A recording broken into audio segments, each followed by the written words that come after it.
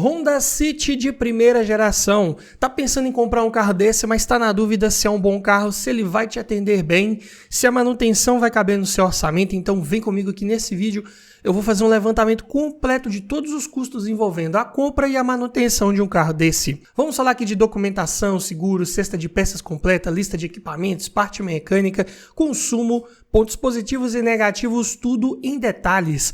Então, se já gostou do tema, não esqueça de deixar aquele like no começo do vídeo para fortalecer o canal. Se inscreva se ainda não for inscrito. Eu sou o Paulo Silva e esse é o Bate-Papo Automotivo.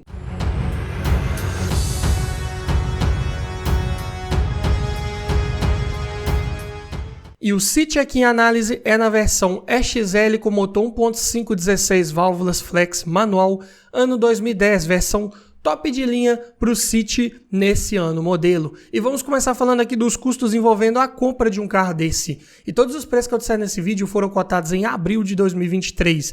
Começando aqui pelo valor da tabela KBB, que nesse vídeo vai fazer referência a um veículo em bom estado de conservação, com a quilometragem média de 10 mil quilômetros rodados por ano e preço médio de venda particular. Está em R$ 41.219. Já a tabela FIPE ligeiramente acima desse valor, R$ 41.853. E uma vez adquirindo um carro desse, você vai precisar fazer a transferência de propriedade dele para o seu nome. E a taxa de transferência esse ano está em R$ 246,81. E também vai precisar colocar as placas Mercosul se estiver adquirindo esse carro de outro município e ele já não vier com essas placas instaladas. Em média, aqui na minha região é cobrado em torno de R$ 300.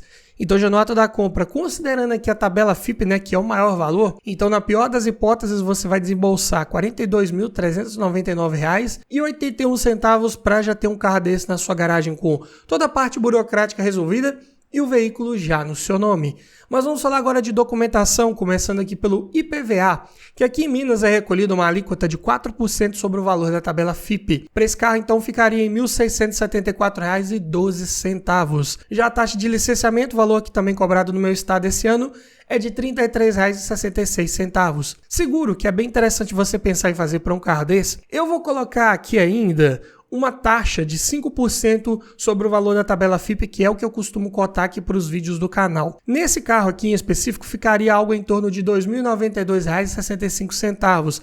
Eu sei que é um carro com mais de 10 anos de uso, pode não ser tão fácil você conseguir uma cotação nessa modalidade mais convencional, mas como é um carro que ficou em mercado por muito tempo, foi ser renovado, né, só lá em 2015 e não teve grandes mudanças nesse período de tempo, você ainda pode conseguir um seguro para esse carro com uma facilidade um pouco maior, né? Um carro que ficou em linha por bastante tempo, tem peças aí do 2014, do 2013 que dá nele, então talvez ainda dê para fazer um seguro nessa modalidade, mas é claro que esse valor é apenas uma média, né, que pode variar dependendo da sua idade, da cidade que você mora, do uso que você faz desse carro, ou se você já tem bônus de seguros anteriores que você já tenha feito ou não. Então, para cada realidade, para cada perfil de usuário, esse valor aí pode ser maior ou menor.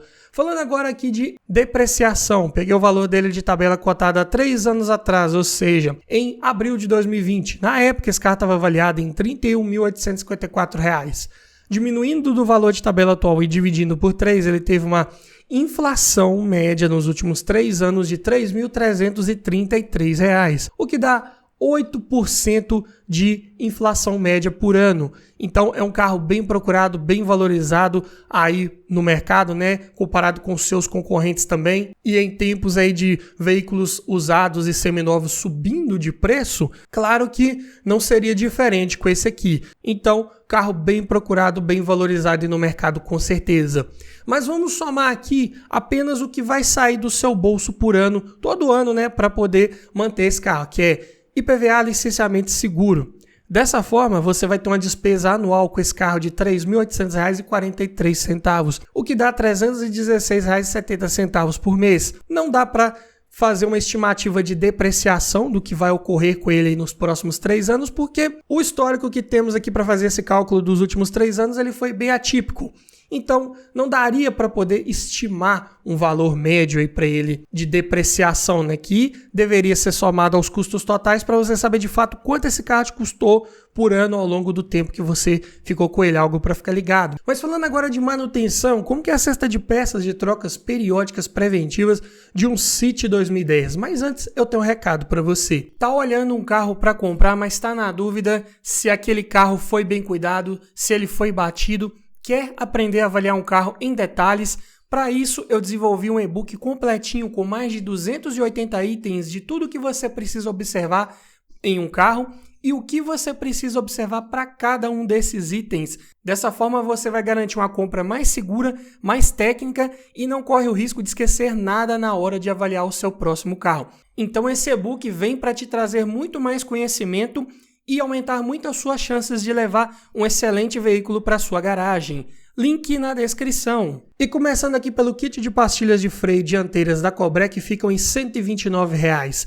Já o par de discos de freio dianteiros da Fremax, R$ 477. Kit de velas da NGK. As 4 velas ficam por R$ 394,00. São mais caras porque são do modelo de Iridium. Também tem uma durabilidade maior. Então são velas que se pagam aí no longo prazo. Falando de pneus, medidas aqui são as 185/55/16.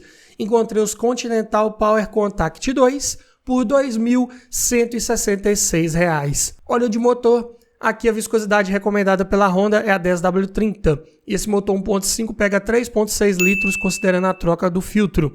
Então, 4 litros de um Honda genuíno mineral API SP. Sim, esse carro, esse motor ainda pode usar óleo mineral. Na viscosidade 10W30 ficam por R$ 148,00. A vantagem é que é um óleo mais barato, mas que atende às exigências da montadora.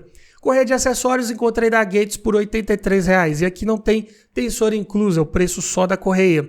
Já o kit de corrente de distribuição que esse motor utiliza, não vou colocar o valor dele no somatório final de peças, pois não se trata de um item de troca periódica preventiva, mas vou colocar o valor aqui a título de curiosidade apenas. Da Takal fica por R$ 935,00 e é um kit composto por uma corrente, 2 polias, 2 guias e um tensor. Já os filtros cotei todos da MAN, começando pelo filtro de ar do motor R$ 68,00, filtro de óleo R$ 25,00, filtro de combustível R$ 27,00 e o filtro de cabine R$ 29,00. Bem barato aí na parte de filtros. E os amortecedores, encontrei os 4 aqui da Monro, modelo E-Spectrum, pressurizados a gás por R$ 1.954,00. Aqui os amortecedores eu já achei um preço um pouco acima da média, acima de vários de seus concorrentes. Mas como estamos falando aqui de um carro de transmissão manual, não vamos falar aqui dos custos relacionados à troca do fluido do câmbio. Sendo assim, somando aqui toda a parte de peças, né, de trocas periódicas preventivas, vai dar um total de R$ 5.450. Um valor aí bem na média, comparado aí com o Polo Sedan, com o Linea, que eram alguns dos seus concorrentes aí de época. Então, nada para se assustar, nada que de exagerado para você manter num carro desse, né? O que eu falei ali de velas, realmente são um pouco mais caras, mas também você fica um período maior sem precisar trocá-las. Então, fica quase que empatado. Falando agora dos custos envolvendo abastecimento, começando aqui pelo custo do tanque cheio. É um carro com motor flex, porém a gasolina aqui na minha região está com preço proporcionalmente mais vantajoso comparado ao etanol. Está numa média aí de R$ 5,19 o litro e esse carro tem um tanque pequeno de 42 litros de capacidade, então vai ficar em R$ 217,98 para enchê-lo. E como que é o consumo? Falando aqui em dados de ficha técnica. Na cidade é um carro que faz 7,6 km por litro com etanol, 10,9 com gasolina. Na estrada, 8,7 no etanol e 12,5 na gasolina. São números até modestos, é um carro que em dados oficiais não parece ser muito econômico, mas na prática eu digo que você consegue números bem melhores aí dependendo da sua forma de guiar, do trânsito e do trajeto que você pegar com certeza, e dependendo também de uma manutenção preventiva específica que eu vou falar um pouco mais à frente nesse vídeo que você tem que ficar ligado e não pode esquecer de fazer. Mas ainda falando em dados oficiais aqui na parte de autonomia, com um tanque cheio de etanol na cidade, esse carro pode rodar 319 km, com gasolina 458. Já na estrada com etanol, 365 km, com gasolina 525. Tanque pequeno, consumo oficial aqui um pouco mais elevado, então a autonomia também não é das melhores, infelizmente. Mas falando aqui em lista de equipamentos, né, nessa versão top de linha, já vinha de série aqui com direção elétrica, com ajuste de altura e profundidade, vidro elétrico nas 4 portas, travas e retrovisores elétricos, alarme, rodas de liga leve, ar-condicionado digital, computador de bordo, bancos de couro, controlador de velocidade, dupla airbag frontal ABS, cinto de 3 pontos e apoio de cabeça para todo mundo e faróis de neblina. E o sistema de som vinha com leitor de CD, conexão USB e comandos no volante. Aqui para um 2010, eu digo que ele está bem equipado, bem ok para sua categoria também, com certeza. Ainda estava começando. Havia alguns carros ali com Bluetooth. Isofix também não era algo tão comum de se ver em carros ainda mais dessa categoria, né? Dos compactos a compactos premium. Então, eu digo que para o seu ano de fabricação, ele vem bem completinho aí, com certeza. Mas falando em conjunto mecânico agora, um dos grandes pontos de dúvida de quem está comprando um carro desse aqui, ele é equipado com um dos melhores motores aí que temos no nosso mercado em termos de resistência e confiabilidade mecânica, é o L15A, que inclusive é utilizado até hoje aí nos novos City, né? Claro que com várias atualizações mecânicas, eletrônicas, mas conserva a mesma base, a mesma estrutura ali do L15A lá de 2010, né? Até mais antigos um pouco do que isso. Aqui é um comando simples no cabeçote acionado por corrente e variador de fase para as válvulas de admissão. Aqui já é do tipo VTEC, que gera 115 cavalos de potência na gasolina e 116 no etanol a 6.000 RPM e torque de 14,8 kgfm em qualquer combustível, isso a 4.800 RPM. Uma das características, né, desses motores VTEC é que eles têm um comportamento mais agressivo, mais esperto, né, vamos dizer assim, acima das 4.000 RPM. Abaixo disso é um motor um pouco mais lento, de respostas um pouco mais lentas, mas quando você estica a marcha e o VTEC entra em ação ali, esse motor fica mais rápido, sobe giro mais rápido e aí vai entregar esse torque máximo. E o seu peso é de 1.122 kg, então a relação de peso-potência fica em 9,7 kg por cavalo. E o 0 a 100 em 10,2 segundos. Então, é um carro aqui de comportamento muito bom, desempenho bem satisfatório comparado com vários de seus concorrentes para o que se espera de um carro dessa categoria. Ainda mais equipado aqui com câmbio manual de 5 marchas de excelentes engates bem leves, justos, precisos. Lembra bastante os engates lá do Civic também. Então, câmbio bem competente que vai deixar esse carro um pouco mais esperto aí nas trocas de marcha, nas retomadas de velocidade, né? Se você tiver um pouco mais de precisão nessa hora, comparado com o câmbio automático, acaba sendo um carro de desempenho um pouco melhor. Sistema de suspensão é simples, McPherson na dianteira, eixo de torção na traseira, manutenção corretiva se necessário mais barata. Já os freios aqui são a disco nas 4 rodas, muito bom, sendo ventilados na dianteira e sólidos na traseira. Então, bem dimensionados para esse carro, param com eficiência, com segurança. Sistema de direção elétrica para um carro 2010 aqui é um diferencial com certeza. Bem leve em manobras de baixa velocidade, ganha peso em altas velocidades na estrada para te dar mais segurança e confiança ao fazer curvas. E conta também com excelente porta-malas de 506 litros de capacidade.